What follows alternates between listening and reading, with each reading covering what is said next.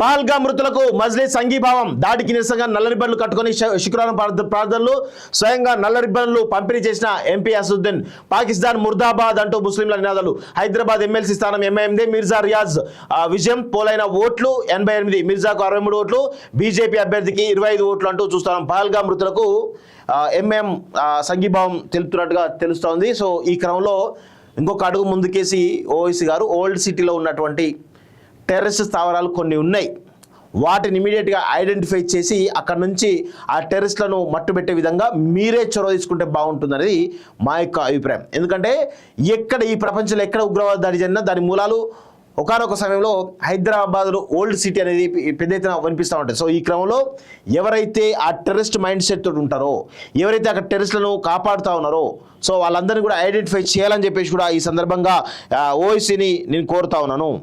విదేశాల్లో ఉన్నత విద్యను చదువుకోవాలని అనుకుంటున్నారా? అయితే వెంటనే ఫ్లైగ్రాడ్ ఓవర్సీస్ ఎడ్యుకేషన్ కన్సల్టెన్సీని సంప్రదించండి. మీ విదేశీ కలలను సాకారం చేసుకోండి.